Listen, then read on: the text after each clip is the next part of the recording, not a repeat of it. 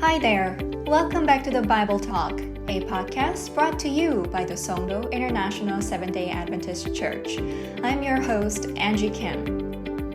In the Bible Talk, we discuss a wide range of topics relating to Christianity, the church, and the Bible.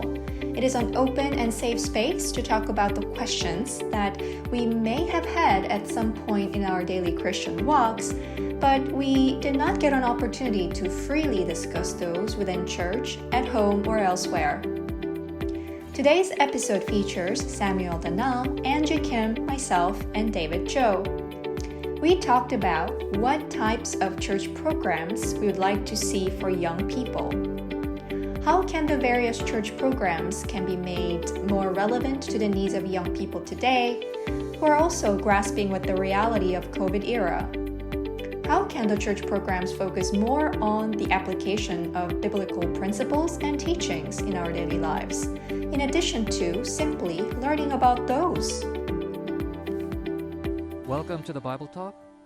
And since we're recording this on January 1st, Happy New Year and Happy Sabbath to all.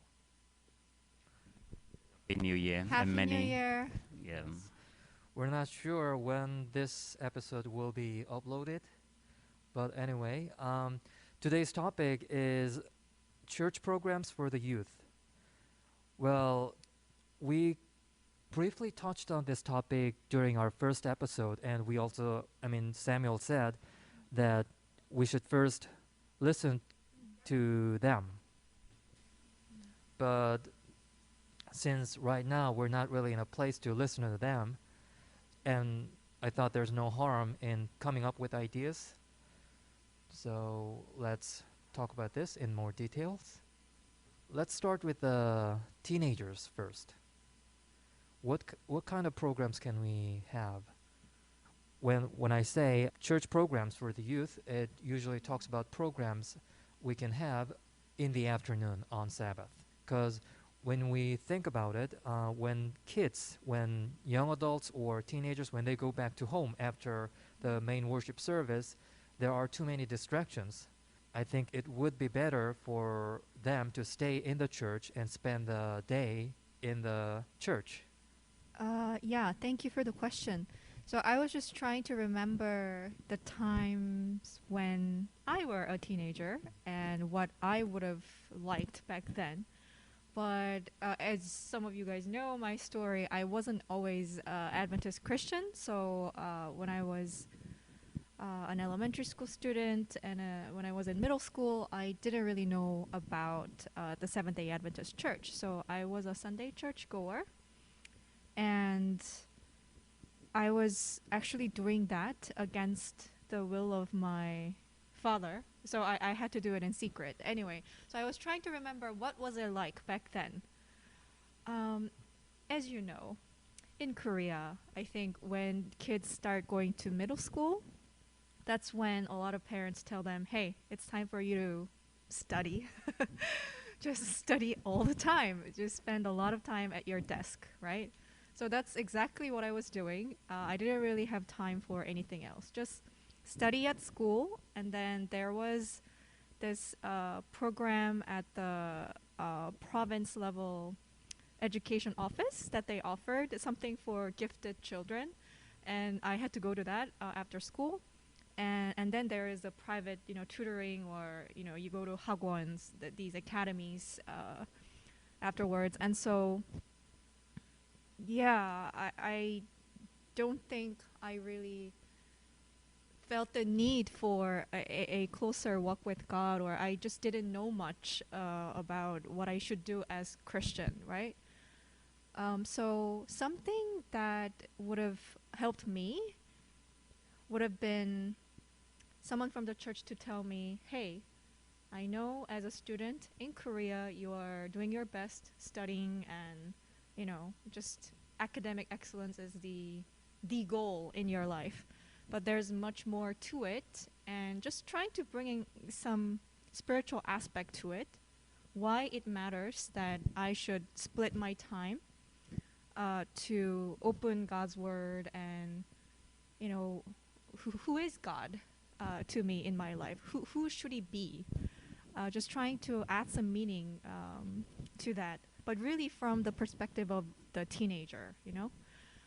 So yeah, as you rightly pointed out, at church I would do my best having the worship service, and then I would go back home. So I'm talking about, you know, when I was like 11 or 12. And then just coming out of the church, there was a comic book store where you could actually borrow comic books at a very cheap rate. And so I would pick some comic books up and I would come home and then I would read them. So what I'm trying to say is, yeah, there was no concept of this holy day where you're supposed to be more focused on spending time with him, getting to know him better, reading his word. I just didn't have that concept. But ever since I became Adventist, I think that concept was clearer, obviously. God wants us to not go after the things that we want to do or, you know, we want to seek because of our pleasure, but he wants us to spend time with him, yeah, get to know him better. And so, yeah, I don't know. I was just, you know, reflecting on my past when I was a teenager. So yeah, that's my 2 cents at the moment. I think that's a good start. We can start by recalling back our childhood. I also remember that during my teenage years, I used to be, I used to feel quite lonely on Sabbath because most of my friends are not really going to church on Sabbath, and even if they come to church after the main worship service, they might go back to their home. I would sometimes go out with them. And, you know, even though you're raised as a Christian or SDA, it's really hard for teenagers to restrain yourself or to be away from Satan's distractions. Because once you go out, his Satan's distractions are everywhere. And I remember back when I was a teenager, there was this thing called comic book store, like Yunji mentioned, and also there were these things called arcade, which don't exist nowadays. I think there are some still, but anyway, we would go to arcade and play computer games. I'm not sure if it's a computer game, but anyway, we would play video games. So there can be many stumbling blocks outside the church. So I thought when I became an adult, why can't we as adults give them a better environment to spend the day in a way that God would want us to spend? And we may have to think hard and come up with good programs so we can catch their minds and we can make them, or we can give them a good impression about this great day, Sabbath. One thing I remember is I would go to this church and they provided a music. They would teach us how to play guitar. While we were being taught, we would play some of the hymnal songs, and also we would play some CCM songs. So that was nice. Do you have any good memorable programs that you remember back in your teenage years? Okay, I think is my mic. Yes. So I think first I would like to stress on few points before I come to your question, and I like the submissions you both had made regarding this. First, we have to ask ourselves: is it important to engage the youth? And it's a big yes for me. Is it a good thing to do? Is it something that is pleasing to the Lord? Yes, it's something we should do. Because even when Christ came and he was moving, and people even tried to prevent the children from him, he said, bring them to me, because they is for these people that the kingdom of God belongs to. So we first have to know the importance or the need to engage them. And we have to also understand, just as you mentioned, the young people, you know, they are babies, or we all come into the world as empty vessels. What we put into us determine how we grow. It's just like You want a child, anything at all that comes their way, they can become that. So what do we do? Children needs to be trained. That's why the Bible says in Proverbs that train up a child the way he should grow. Then when he grows, he will not depart from it. So if you train a child in the wrong way, the child will grow into a wrong person and he will never depart from the wrong ways. So if we know all this, and if you fail to train up this child that way, or the youth that way, he will grow to be influenced by what he sees or hears or feels or even sees around them. And we also understand that our world is so corrupt now.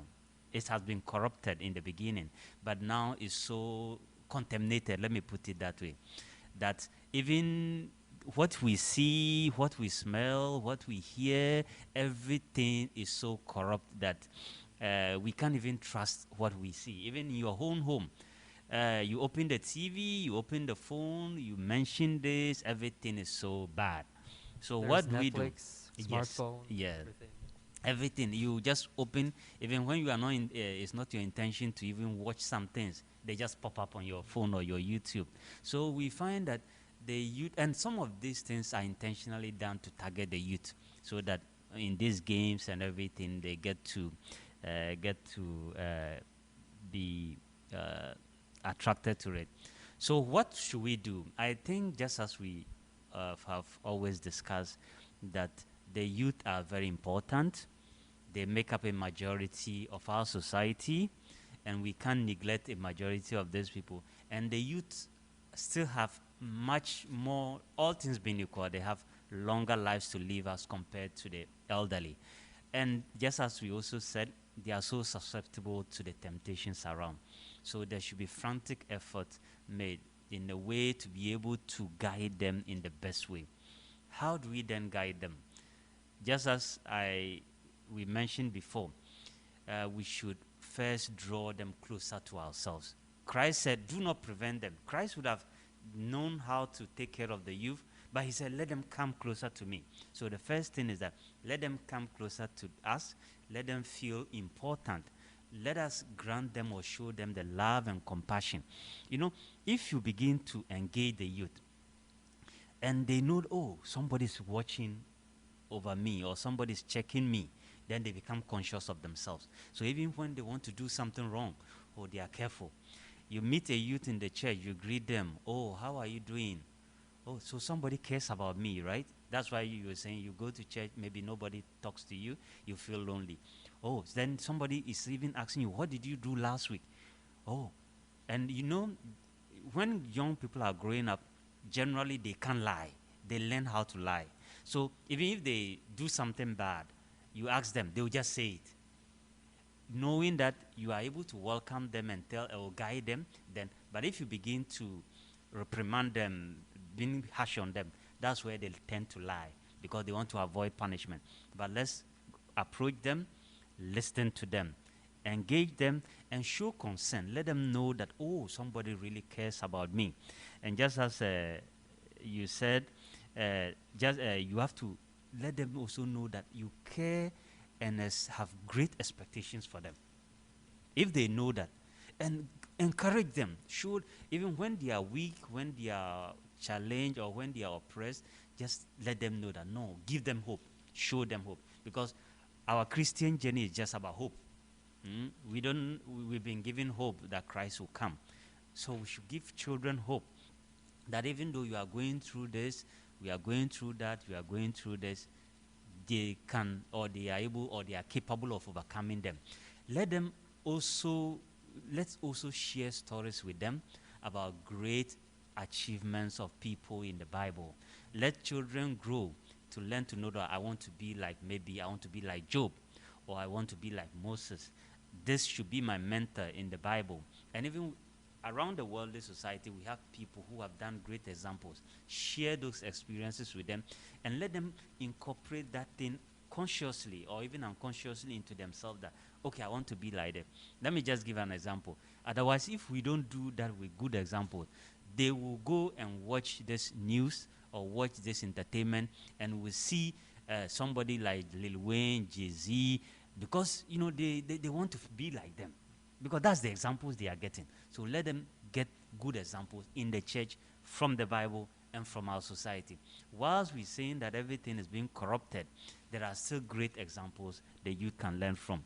And we should make sure that whilst we trying to, there are other programs we can do. Hello? Okay. Sorry for the break. So what I was saying is that as of now, everybody is so glued to uh, technology and social media. So whilst we are thinking about the contents of what we want to give the youth and the intentions behind it and the objective for which we want to do this, also find the best medium that is more accessible to the youth. So how do we do that? People are on Facebook, people are on YouTube, people are on this. Now people are on Kakao, there is YouTube around. Now, even because of Corona, we have to move online, right? I know that maybe 20 years ago, if they had told the Christian community that, oh, one day we are going to use YouTube to preach the gospel, people would have kicked against it because the mentation or the idea was that maybe YouTube is just going there to watch bad things. But now the church has been able to adapt it to suit the current situation, and we have live streaming of events on YouTube. Now we know there is Facebook Live. People thought you only go to Facebook maybe just for mere social engagement, right? Even people use that to do bad things. But you can still use Facebook Live for something good. So we should find a way of knowing which areas the youth are more glued to and try to adapt such platforms to be able to put in that program there. And once again, going back to the point, let's find out from the youth what works for them. I'm not saying if you go to the youth and they say, oh, maybe I want to go to entertainment, like bad places, even knowing that they even enjoy doing the bad thing is one step. Then you can now find a solution. Because when we just start, okay, the youth, you really know how to read the Bible, you really know how to sing all the songs in the church, that's not, it's good. But doing the right thing at the right time and to the right, at the right condition. So when we find out about this, we talk to the youth, oh, you like this, right? Okay, that's good, but there is something more better. Then you now propose this event. And the last part I want to say on this point before I hand over the mic is, now we should find programs in the church that tries to train up the youth to be into responsible human beings and positions. Grant them leadership roles. You know, you go to some churches, the youth never even get chance to even come to say the word of God. So they keep so suppressed. So everything they do is that they listen to the elderly. But you know, the youth, whilst they listen and watch, they also want to practice. They want to mimic. That's why children, if you go to traditional communities, when children, their parents are not there, you see them, they bring containers and start to make like they are cooking. If somebody making like they are driving, they are just mimicking what the elderly are doing. So we should give them the opportunity in the church to also try to preach, even on a small scale. They see, I know in the Adventist church we do this quite well, especially allowing the youth to also sing and learn musical instruments. They should learn how to play this instrument.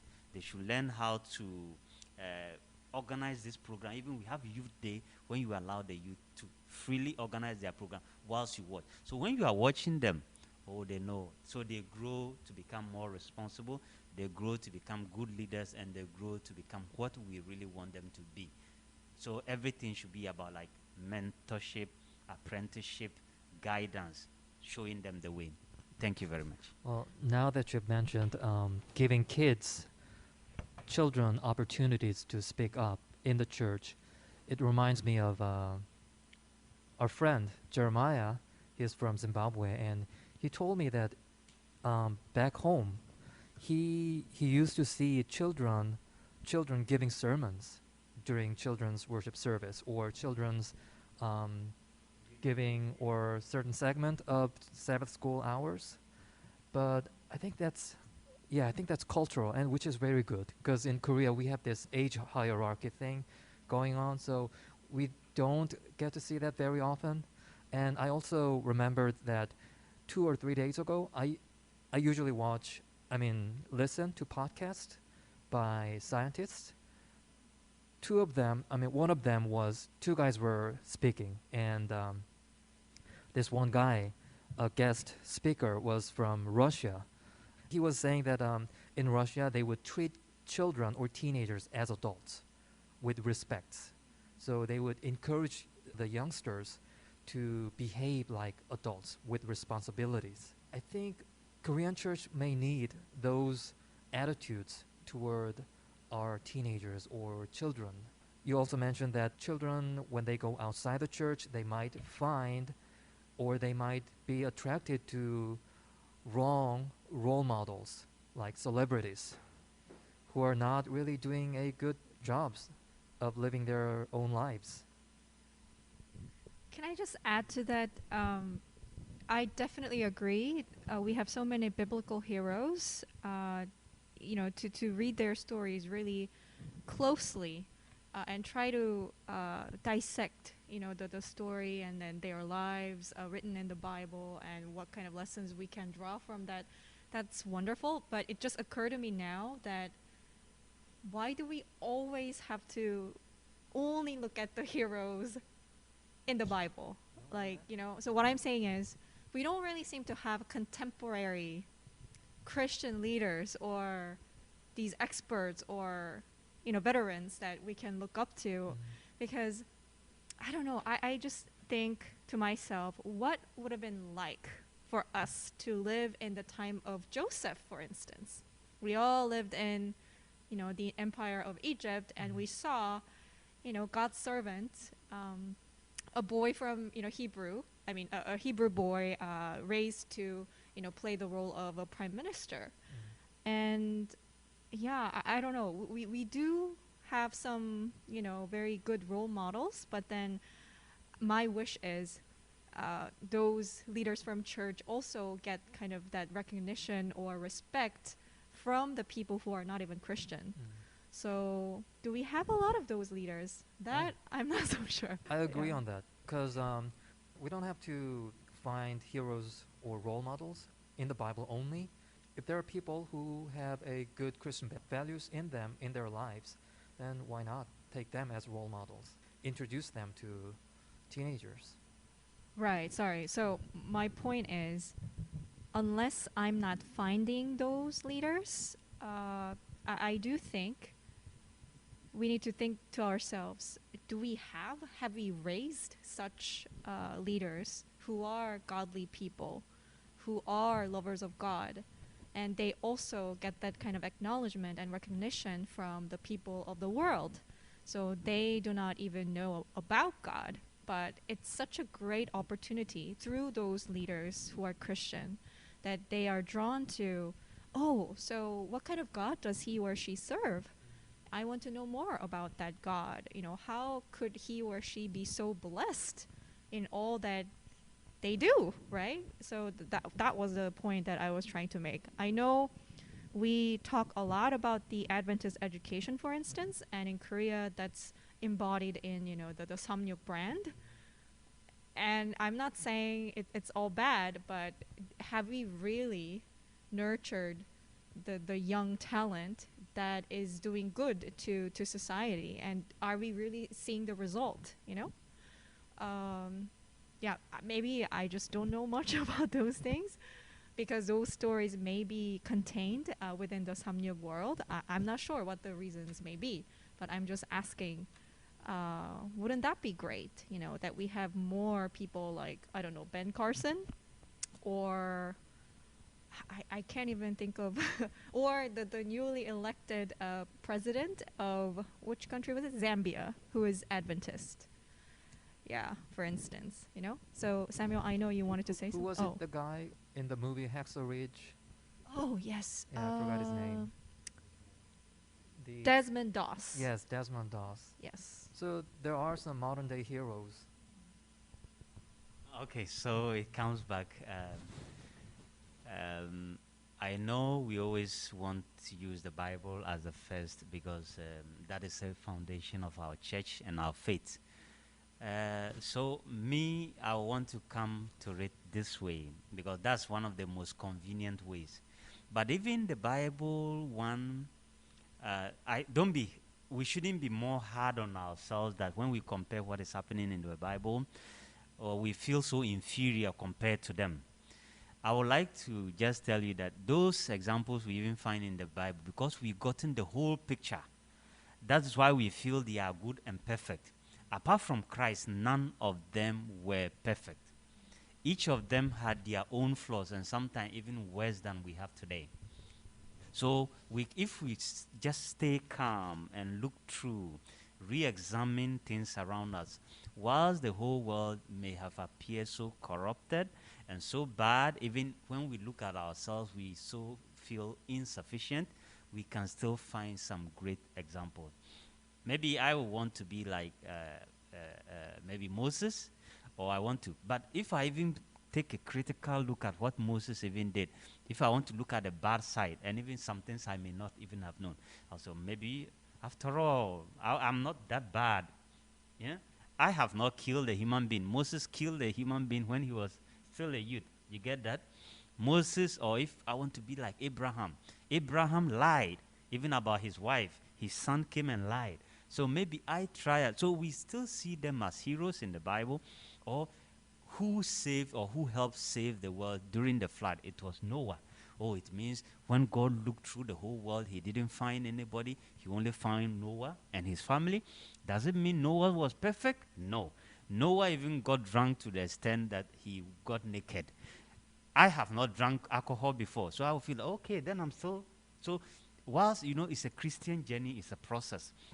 So if we look around us, and we should always look at specific things we want to draw from others. Maybe you are good at communication. You have been able to grow to a particular level. Then the youth should learn from you. Oh, this person did this. Maybe they can't learn everything about you. Because that's why I'm saying that apart from Christ in the Bible, there are many. Peter was a great friend closer to Jesus, right? But Peter betrayed Jesus Christ. Somebody will feel so bad to the extent that if you betray them, you lose everything. That's one thing they can do. But we can still learn from Peter. He was so eager, but maybe to some extent, he was also impatient. That's the bad side of it. So let's look around. We can find some good things from you. We can find some good things from pastor. So everybody, pastor's mother, maybe she may not be preaching every day or praying every day, but she's doing something to help the church. So everybody in the church, let's draw some. Maybe if we are talking about the youth and maybe the young ladies in the church, maybe when they grew up, they thought maybe ladies couldn't grow to maybe even work somewhere. But we could use you as an example. You are still young, you are working in a big organization, already holding responsible position. These are inspirations the youth want to learn. These are motivation. When we give even the youth responsible roles, even in the worldly area, they've become conscious and they want to behave. Because I don't think that whilst our world is so corrupted, it still frowns on good and morals. If you become a president or even if you become a minister and you even steal small money, you are punished. So even giving them those worldly positions, they become conscious. And they even having the brand on them. Oh, I'm a Christian, I'm an Adventist, then that keeps them in check. So we shouldn't be hard on ourselves once again. And if we can't even find all the good examples, let us start from our own self, being the good people we want the youth to learn. If I come to this church or I mingle with the youth somewhere and I tell them all the good stories, I preach to them, don't lie. I preach to them, don't do this, don't do that, don't do that. Then I go out, they find me in an odd place doing those same things. They will question what is really happening. So whilst we try to tell them this, show them examples, we should also be conscious of what the youth learn more. They learn more by seeing and what we do. And just as you mentioned also about the preaching, I think in Ghana it's very common. You go to many churches, they allow the youth to lead programs. Sometimes maybe there are even days the youth will have to be the preacher, the youth will have to do everything in the church. They have to, so that they just incorporate in them. And through that, you find that in the end, some of them just pick up leadership roles in the church. Yeah. Thank you. That's what we need in Korea too.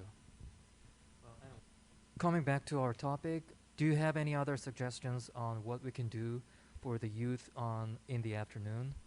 We've talked about role models and we've talked about something that we did when we were teenagers. Oh, Samuel, you didn't answer my question, my early question. Do you have any, can you remember any church programs that you liked when you were younger? Okay, and so coming back to that example, I also want us to organize, even when we are doing Bible studies for the youth, it should be interesting. I remember there were times you go to church, even though we're young, some preachers preach and so boring. So you never, but another person comes today, he preaches in the church, and everybody, the preaching should be something. I'm not saying we should lose sight of the focus on God. It should be Christ centered. But you know, some people are talented in giving. So when we are giving, we want to guide the youth. Even the Bible lessons we take, and we get somebody who is a good storyteller. Storytelling is everything.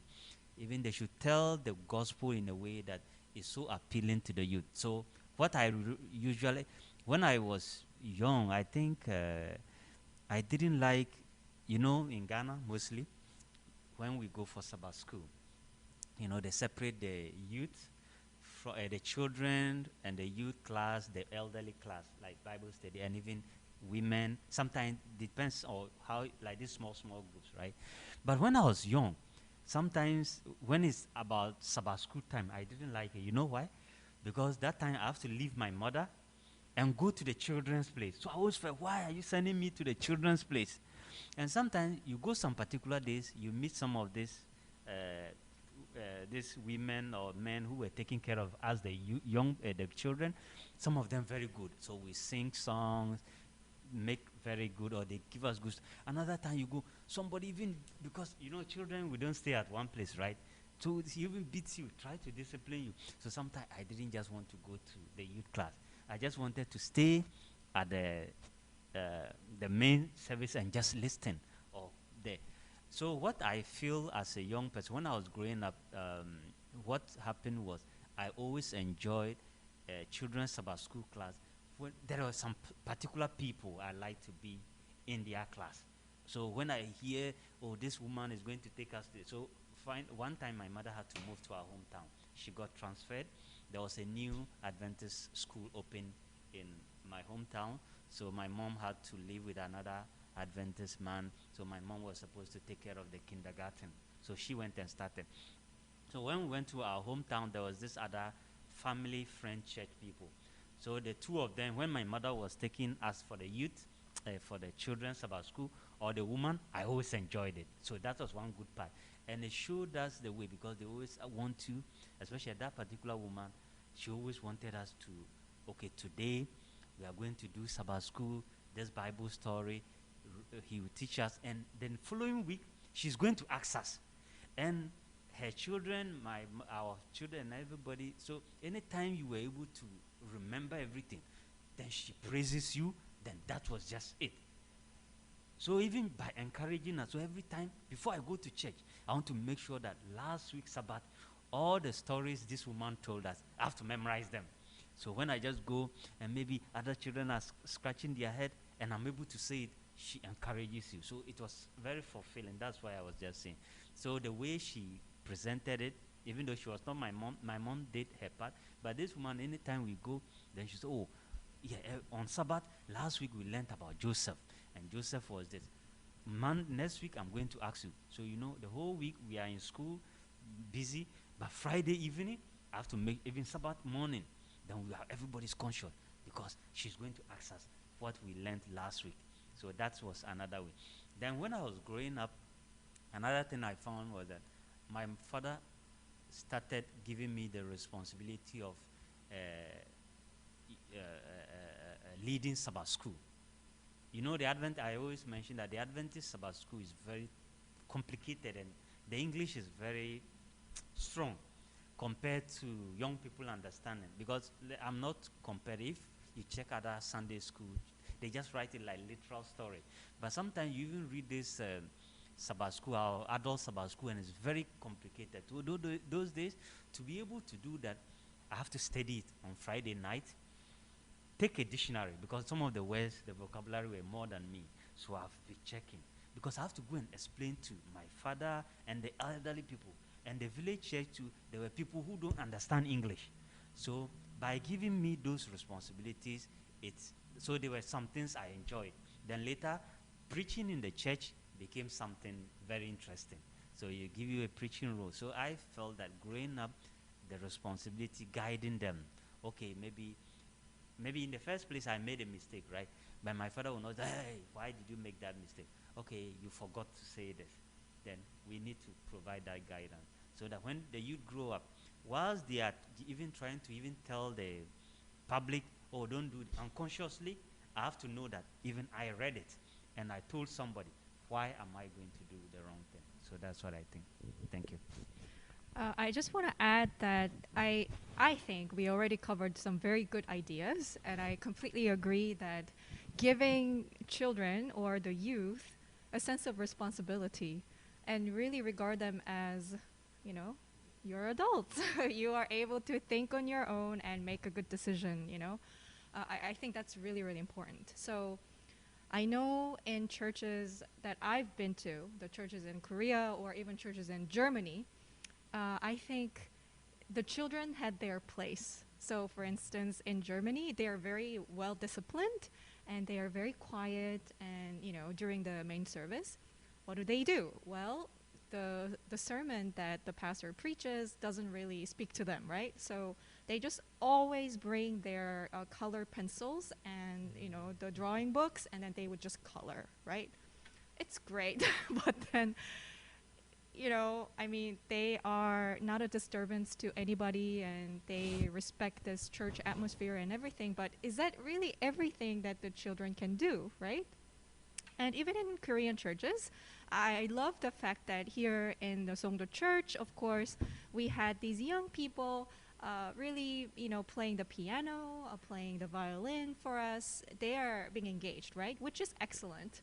And I do think it doesn't have to be limited to just a musical roles, but if they want to be part of the sermon or they want to share their testimony or they have to be the initiator. They should have this sense that, okay, I want to learn more about this specific topic and I want to approach this adult at my church and ask him or her about, okay, could you perhaps talk about your career, what kind of paths I may have for myself because I'm interested in the career, So let them really see themselves as not just children, who have this designated place and their role is just to come with their coloring books, right? But they can play an active role in serving God, I would love to hear from a child preacher, for instance, and see what kind of fresh perspective he or she might bring, So I really look forward to that day, when those things would just happen. And I think, although we may not have realized it, it's really a paradigm shifting idea. So, yeah, I would really love such, ideal world where all of us, no matter what, like despite your age or experience or gender, you're all able to contribute actively in serving God, So just to share my experience, so I was in grad school, so I was still, an adult, but I guess when I was still in school, I had a chance to organize the entire worship service for one Sabbath.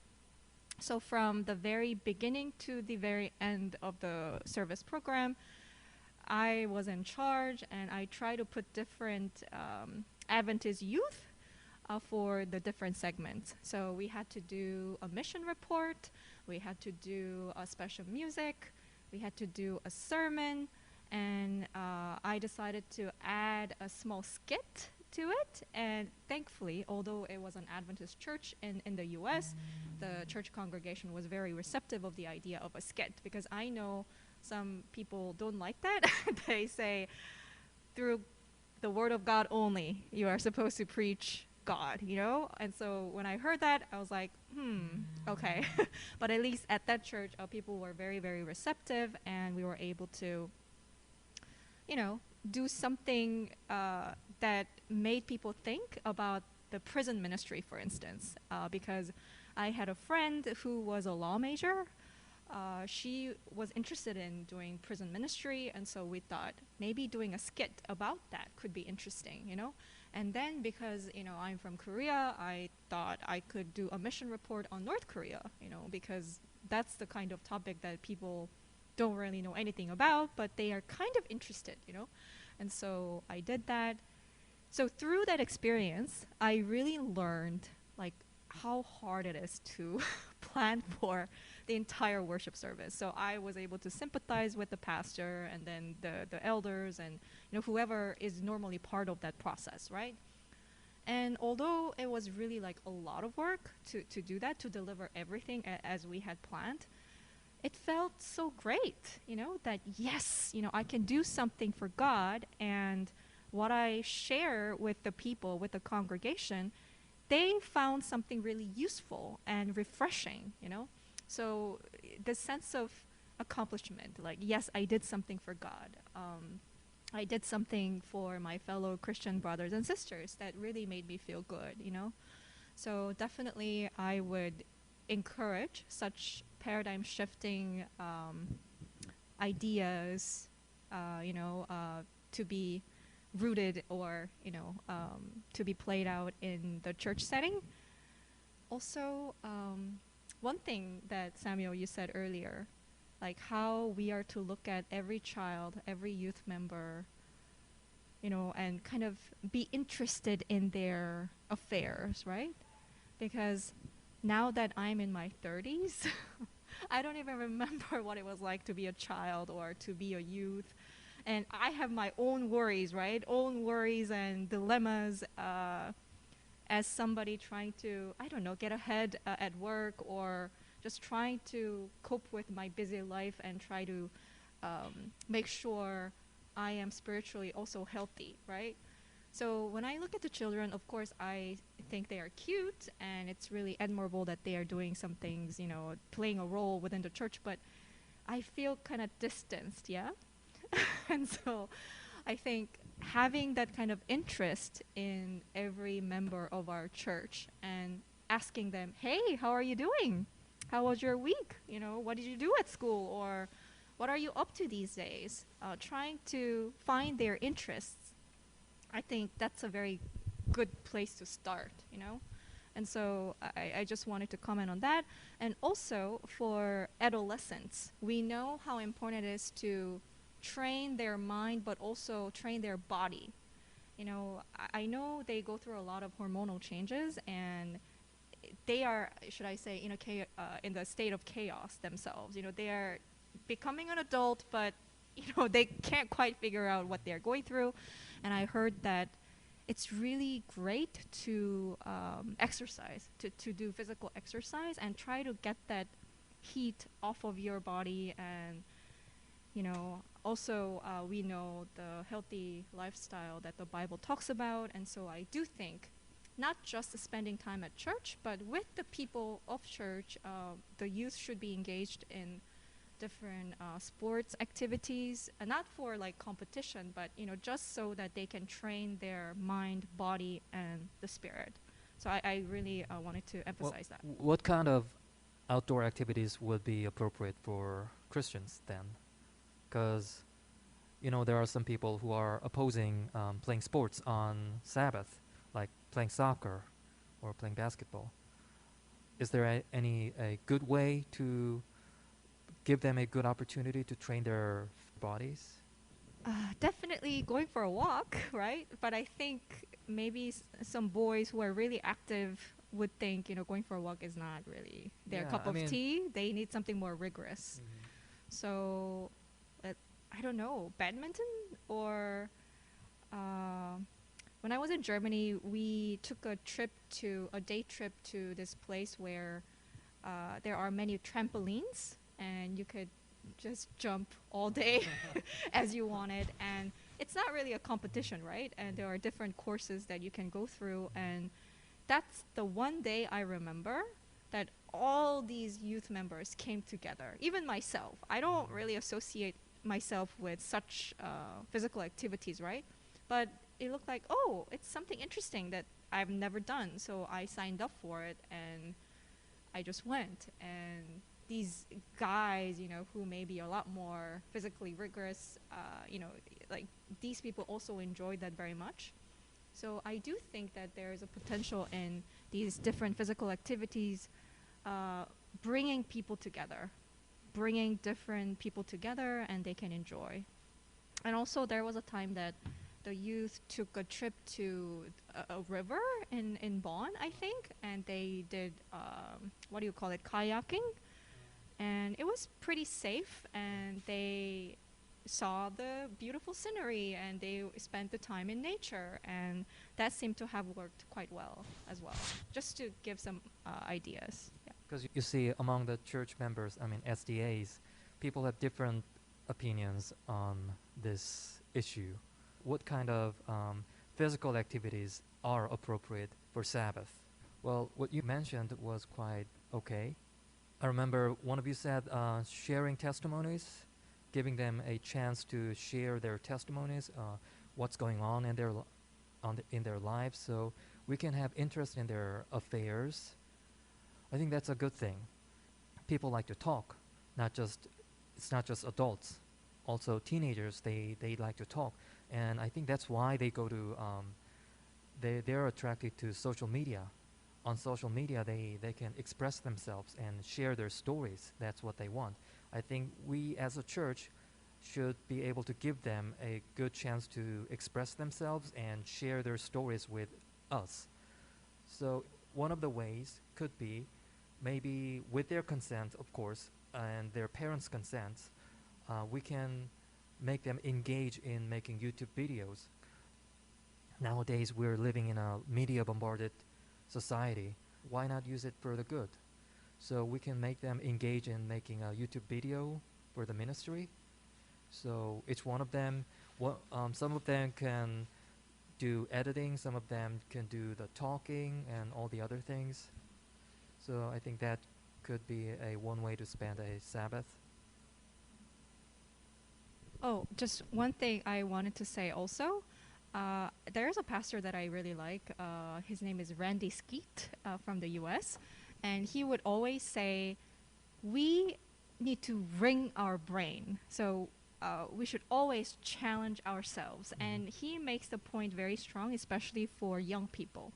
So I think we may see them as, they're children. They don't really know what they're talking about, or, they have so little potential.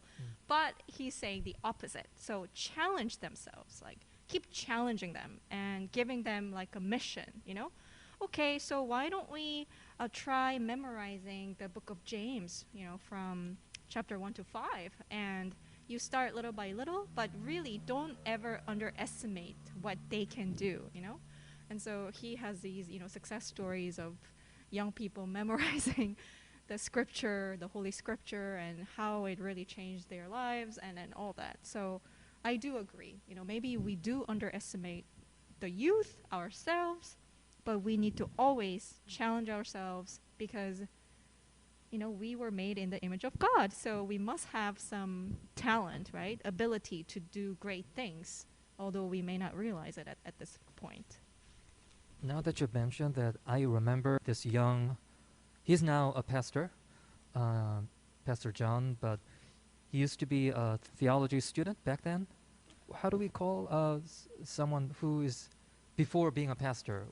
Is it a junior pastor, is it? Yeah, I would say right? a junior pastor. Yeah, so he was a junior pastor back then, and I was a teenager. Like I said, in Korea, we have this age hierarchy thing, and nobody treated us like respectable human beings, because that's how it is in Korea.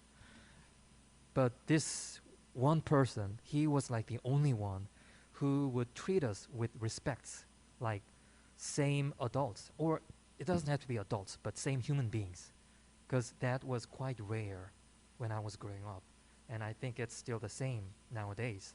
So because of his attitude, not just me, but all the other teenagers they opened their minds. All they thought was adults would treat them like kids, and you guys don't know anything about life and all these kind of things. But he was like the only one who would make us to open our minds to him. So we would often go to him and talk to him. So I think that kind of it's not a program, but it's an attitude, and I think that's what we need too. Yes, so we don't need to organize a grand event to really usher in or bring the youth to ourselves. It should start as a gradual process. It should start with the small things, just as we all discussed here. Sometimes memorizing the Bible or just telling the youth that tomorrow, before we start the Sabbath, you are going to read this Bible text. So the youth gets up and the pastor says, oh, read maybe Matthew chapter 1 verse 5.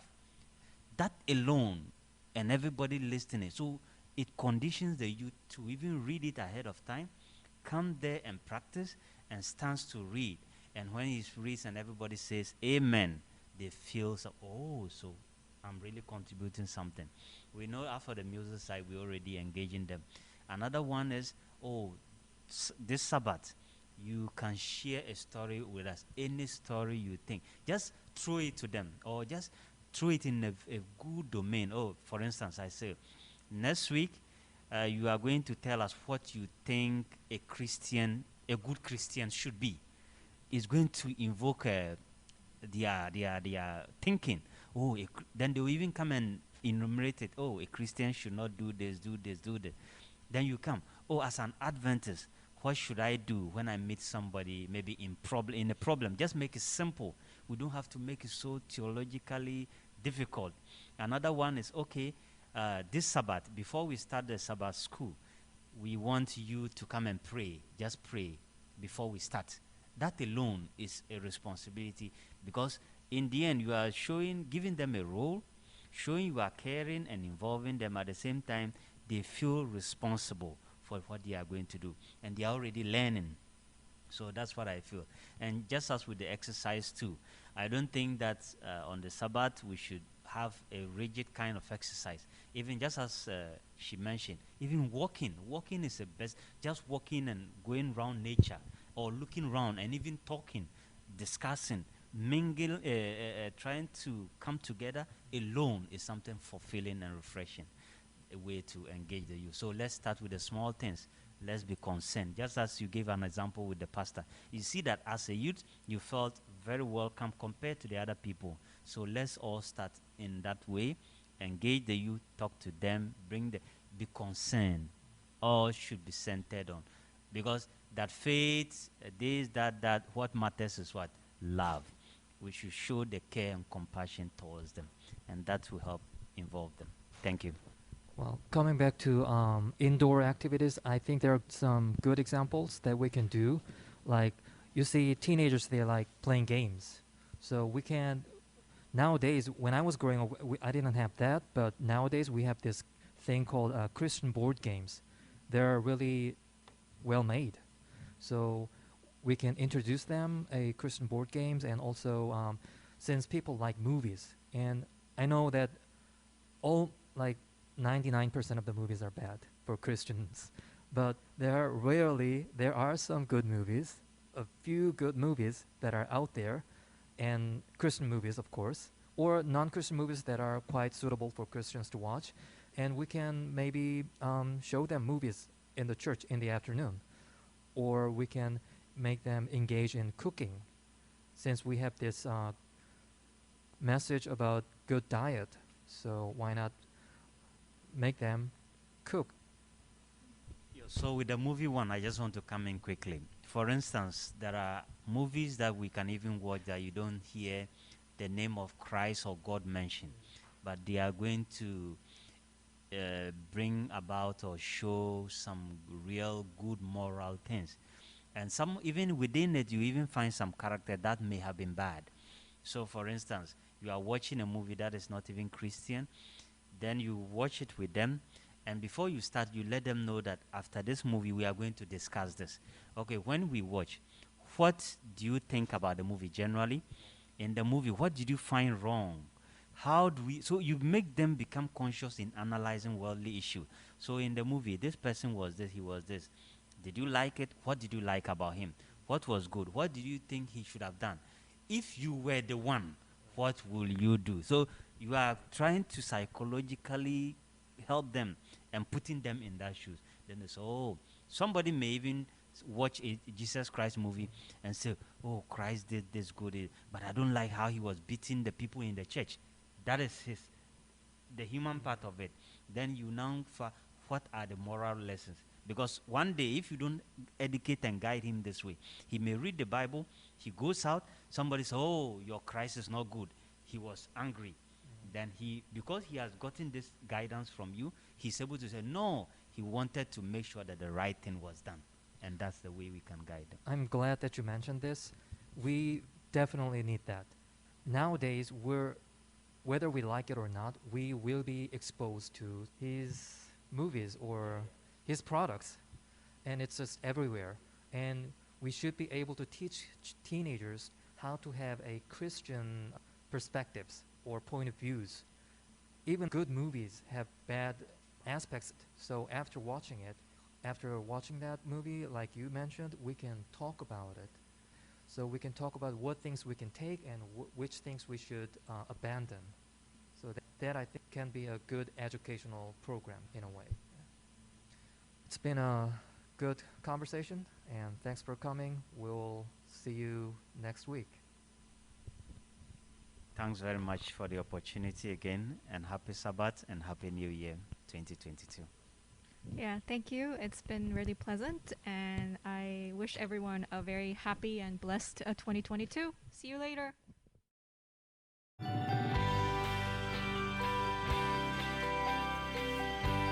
Well, we hope you enjoyed this episode of the Bible Talk by the Songdo International Seventh-day Adventist Church.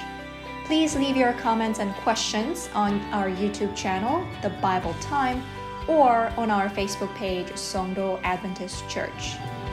Also, if you'd like us to discuss a question in a future episode, please let us know as well. We'll be back with more insightful and interesting dialogues that matter for the Christian youth today, so stay tuned. That's all for now, signing off from Songdo, Republic of Korea. Thank you for listening, and God bless you.